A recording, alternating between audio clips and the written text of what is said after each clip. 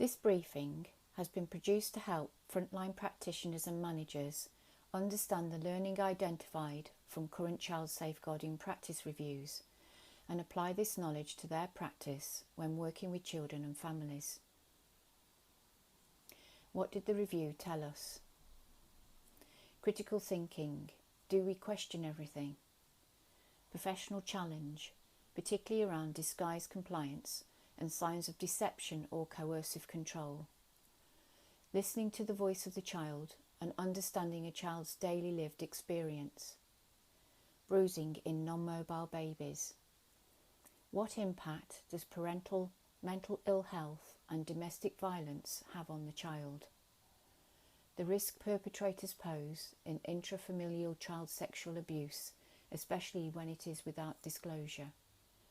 Significant changes in a child's life and the impact these have on a child. Think family, actively engaging all family members. Multiple types of abuse with attention focused on one. Critical thinking. The review asked professionals to use critical thinking to explore, challenge, and understand more about the families they worked with. The explanations parents and extended family give can have the effect of normalising what is going on. How do we know the full facts if this isn't explored? By thinking critically, we question everything.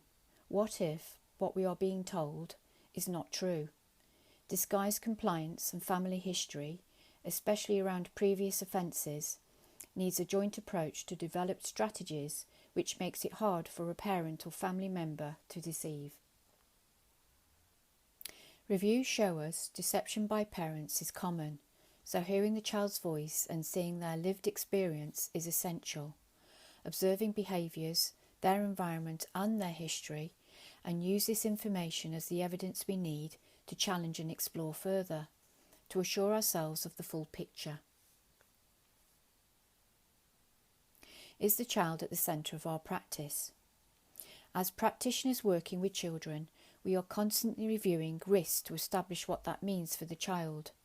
Significant changes in a child's life, such as loss of a loved one, parental criminal offences, legal orders, domestic abuse, and parental mental ill health, all have an impact on a child's life. Reviews show we can't rely on an over-optimistic view of the situation. Always question, what does this mean for the child? Building trust and providing opportunities for children to disclose and asking the right questions at the right time is imperative to disclosure.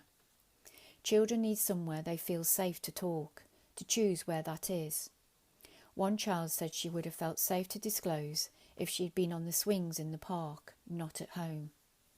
The children also talk of barriers between them and their social workers, things like bags, clipboards, laptops and forms, and of being taught to when they are at school, where everyone notices.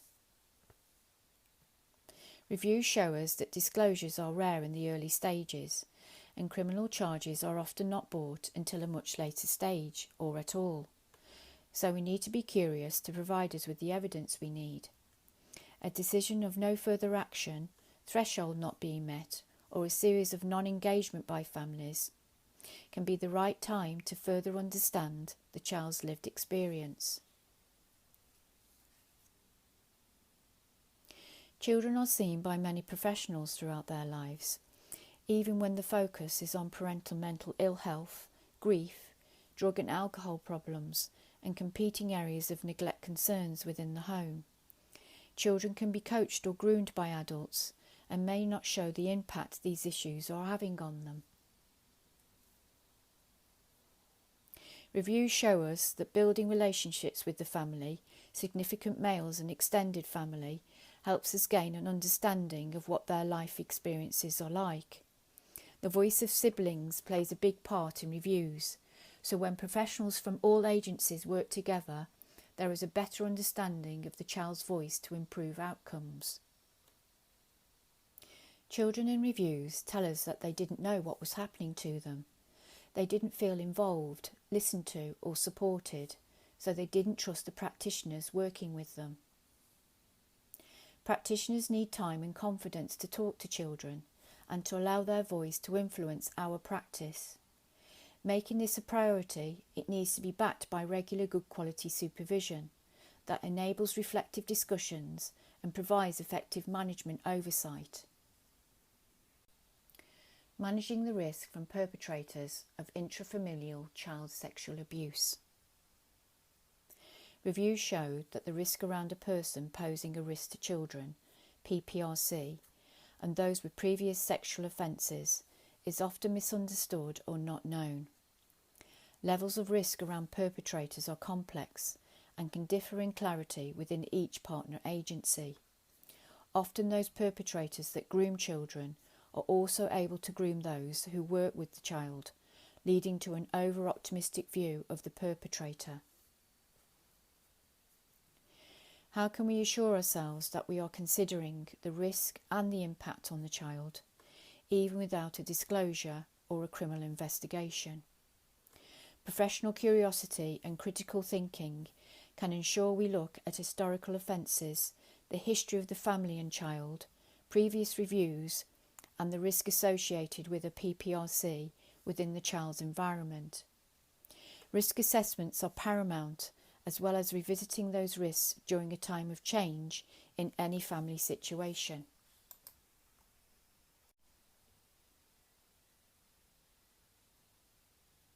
Bruising in non-mobile babies and children.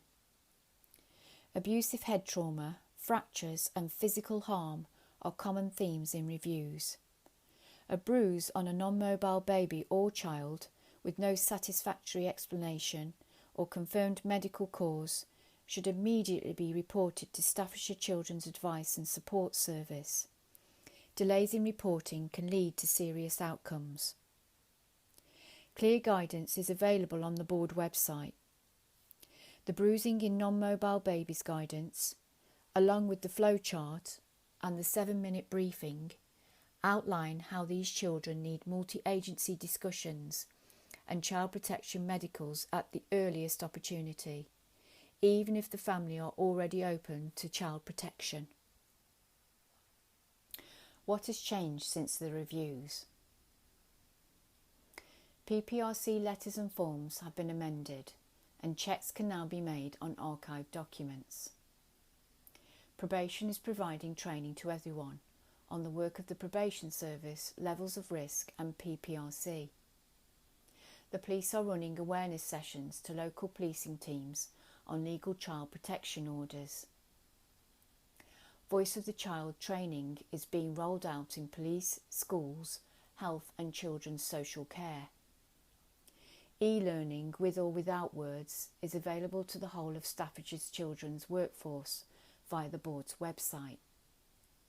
DSLs in schools and health are receiving training on PPRC, legal orders and significant changes to a child's life.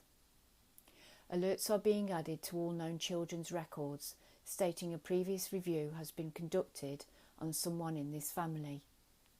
Schools have now installed notice boards to encourage children to speak out confidentially, along with children ambassadors for peer-on-peer support. What more needs to happen? Practitioners need to feel more confident to use a variety of tools and techniques to encourage trusting relationships with children. Effective arrangements need to be in place to enable staff to professionally inquire and think critically, supported by quality supervision and robust oversight. Gathering facts and evidence, along with more access to previous reviews, historical offences and family history, reduces optimistic views of family life. Understanding the risk of an intrafamilial child sexual abuse perpetrator needs to inform practice, and all agencies need to be involved in multi-agency discussions regarding legal orders. Understanding our own roles and responsibilities and those of others can lead to improved outcomes for the child.